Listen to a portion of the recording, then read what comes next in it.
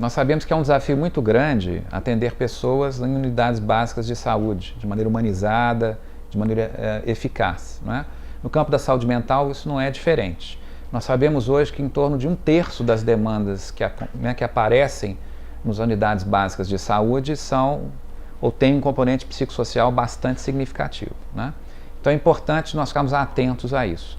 E uma das formas de nós promovermos uma formação, né, continuada, uma formação contínua desses profissionais, é estabelecendo parcerias entre a saúde mental e a atenção básica.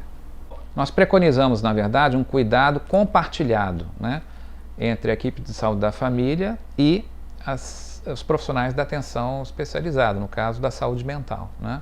Essa parceria a gente pode construir como, na prática? Nós podemos marcar reuniões, né, das equipes de saúde mental com as equipes de saúde da família, que sejam periódicas, né, ou seja, semanais, quinzenais ou mesmo mensais, para discussão de casos concretos, e a partir daí a elaboração de projetos terapêuticos comuns, né? Do ponto de vista da supervisão, a saúde mental tem uma contribuição muito importante. Ela poderia, por exemplo, visitar as equipes de saúde da família, né, realizar consultas conjuntas na própria unidade, ou mesmo visitas domiciliares, naqueles casos em que os pacientes, por exemplo, teriam muita dificuldade, né, em procurar espontaneamente as unidades básicas de saúde. Uma consulta numa unidade básica de saúde, ou mesmo uma visita domiciliar, no qual você permite que o paciente fale do seu sofrimento, das suas dúvidas, dos seus conflitos, né, pode ser uma ferramenta terapêutica muito importante, né? É a partir daí que as relações humanas se estabelecem, né? E aí é possível operarmos possibilidades de apoio, de solução, de ajuda, de suporte. Bom, a rede de atenção psicossocial hoje no SUS é bastante complexa, né? Ela é composta desde serviços de alta complexidade, por exemplo, que atuam na urgência e emergência e na condução de casos complexos, como por exemplo os CAPs, né? Passando pelas moradias protegidas ou moradias assistidas, em que pacientes provenientes de internações prolongadas, né, ou que estejam em situação de risco, né, e não têm condição de morar sozinhos, possam de alguma maneira serem abrigados, né. Temos os centros de convivência também em alguns municípios, né. Temos algumas iniciativas de geração de trabalho e renda. Então é uma rede complexa em que a atenção primária, né, a atenção básica também tem um papel muito importante na regulação desse sistema. Bom, a rede de atenção básica faz parte da rede de saúde mental, né? Pelo Ministério da Saúde, ela é considerada um aspecto importante dessa rede. Mas nós sabemos que existem casos muito complexos em que a saúde da família às vezes não tem condição de lidar com ele de maneira isolada, sozinha, né? Precisa de uma parceria aí importante com os outros serviços da rede assistencial para que a gente possa de fato conduzir o caso de uma maneira mais adequada.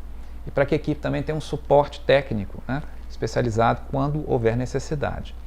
Então é muito importante que esse contato se dê diretamente através dos CAPs, ou seja, que os profissionais de saúde da família procurem o Centro de Atenção Psicossocial, né, ou mesmo os profissionais do NASF, né, existem profissionais de saúde mental, geralmente nesses núcleos de atenção, né, apoio à saúde da família, para que possamos organizar então redes de cuidado mais integrados. Como?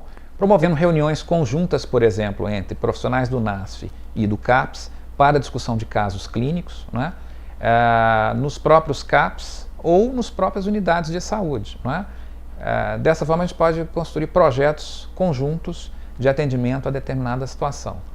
Bom, o matriciamento que nós realizamos aqui em Belo Horizonte, por exemplo, eu faço com alunos da graduação de medicina, né? Nós nos reunimos semanalmente com uma equipe de saúde da família, composta de agentes comunitários de saúde, médicos, assistentes sociais, psicólogos, né, das unidades, e a partir dali discutimos casos clínicos reais e tentamos tomar então uma conduta conjunta em relação a essas pessoas.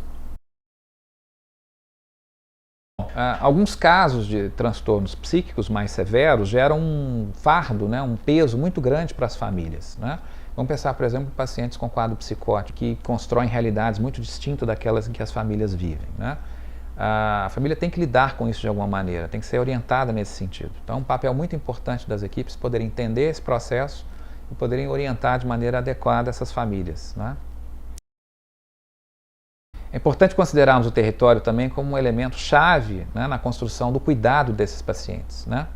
A gente pode usar e deve utilizar diversos dispositivos sociais que estão já presentes na comunidade. Por exemplo, escola, igrejas, enfim, associações de bairro, não é? Dispositivos de geração de trabalho e renda, não é? São todos elementos que nós podemos eventualmente lançar mão para ajudar de alguma maneira na ressocialização, na busca de autonomia de determinados pacientes que estão em sofrimento psíquico, né? Mas muitas vezes em recuperação e que precisam de um suporte social para estarem melhores. No campo da saúde mental, nós temos dois problemas muito importantes e que geram muito preconceito entre as equipes de saúde da família, né, ou das equipes de saúde em geral, e da própria comunidade, né, na abordagem.